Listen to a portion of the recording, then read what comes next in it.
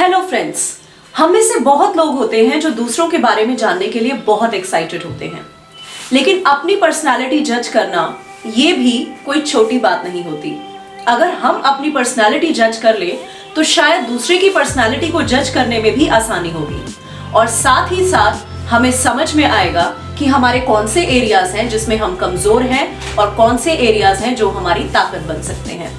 और वो पर्सनालिटी समझने के लिए हमें एक बात समझनी होगी, जिंदगी के ऐसे कौन से इश्यूज हैं जो हमारी पर्सनालिटी की वजह से इफेक्ट हो जाते हैं। सो फ्रेंड्स, हमारी लाइफ में सबसे ज्यादा इंपॉर्टेंट होती है सक्सेस और लोग। सक्सेस और लोग दोनों को ठीक रख के चलने के लिए एक तरह की पर्सनालिटी की जरूरत होती है। देखिए friends, as per the subject of human resource and management बहुत तरह की पर्सनालिटीज होती हैं। Careless personalities, type A personalities, type B personalities, introvert personalities, extrovert personalities, blah blah blah what not. But हम लोग एक कॉमन इंसान की भाषा में अगर समझना चाहें, बात करेंगे कुछ मेजर पर्सनालिटी टाइप्स की और जज करेंगे खुद को कि हम किस टाइप की पर्सनालिटी में फिट होते हैं।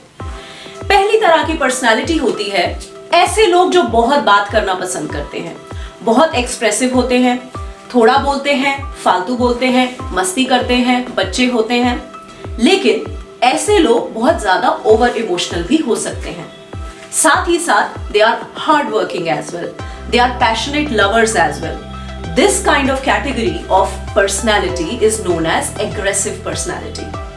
Aggression के pros यानी कि benefits हैं कि आप काम अच्छा करेंगे, सक्सेस अचीव करेंगे, लेकिन कौन सी है कि आप ज्यादा सेंसिटिविटी के चक्कर में इमोशनल हो जाएंगे, यानी कि नुकसान हो सकता है। Every personality has its own pros and cons. अब बात करते हैं सेकेंड टाइप ऑफ पर्सनालिटी की। सेकेंड पर्सनालिटी होती है जो बहुत ऑब्सेसिव नहीं होती, ज्यादा बोलती नहीं है, पेशेंस रखने में बिलीव रखती है, एक्सेप्ट करती है चीजों को और अंदर ही अंदर कहीं ना कहीं खुद से ही बात करती रहती है। कहे तो ऐसी पर्सनालिटी इंट्रोवर्ट पर्सनालिटी मानी जाती है, but those people use their minds more and energy less. अपने आप से ज्यादा बातें करना पसंद करते हैं। अब इसके भी प्रोज एंड कॉन्स हैं।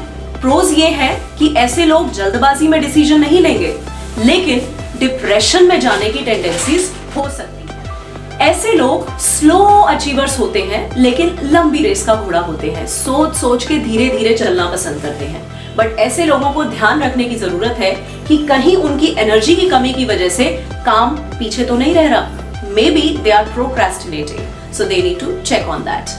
देखिए फ्रेंड्स, मैं बहुत तरह की पर्सनालिटीज की बात नहीं करूंगी, मैं बात करूंगी मेजर पर्सनालिटीज की, जिसमें बहुत सारी पर्सनालिटीज के ट्रेट्स खुद से ही फिट हो जाते हैं। वो हमें जज करने की जरूरत है, बिकॉज हम तीसरे तरह की पर्सनालिटी की बात करते हैं। वो पर्सनालिटी है मीडियोकर पर्सनालिटीज, ना ही तो एग्रेशन की तरफ, ना ही तो इंट्रोवर्जन की तरफ। वो पर्सनालिटी है ऐसी पर्सनालिटी जिसे फर्क नहीं पड़ता, खाना मिल गया तो ठीक है, सक्सेस मिल गई तो ठीक है, लड़की मिल गई तो ठीक है, पढ़ाई में अच्छे नंबर आ गए तो ठीक है। So what are they going to do in life? कुछ ना कुछ तो हो ही जाता है, भगवान भरोसे। So that kind of personality is a mediocre personality.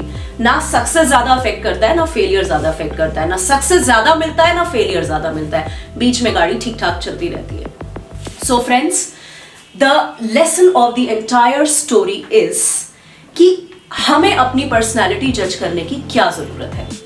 हमें अपनी पर्सनालिटी जज करने की ये जरूरत है कि उससे हमें अपनी कमजोरियां और अपनी ताकत का पता चले और हमें ये पता चले कि हमारी ताकत क्या है और कमजोरियां वो कौन सी हैं जिन्हें हमें ठीक कर लेना है और ताकत किसको बढ़ा लेना। अगर हमारे अंदर किसी भी कंटेंट, किसी भी चीज का अमाउंट, इंटेंसिटी ज्यादा है, रियलिस्टिक बहुत ज्यादा है, प्रैक्टिकल बहुत ज्यादा है, पैसा और समझदारी ही हमारे लिए सब कुछ है, इमोशनल बहुत ज्यादा है, गुस्सा और प्यार ही हमारे लिए सब कुछ है, दोनों चीजों में बैलेंस बना के चलना ही हमारी सारी चीजों को ठीक कर सकता है। और यही वजह थी कि मैंने बहुत तरह की पर्सनालिटीज की बात ही नहीं की। अब हमें ये जज करना है कि हमारे अंदर कौन सी चीज की इंटेंसिटी बहुत ज्यादा है और किसे कम करके हम बहुत सारी सक्सेस अचीव कर सकते हैं। The right balance of success, the right Mantra of success is the right balance of realism and sensitivity, but along with that not doing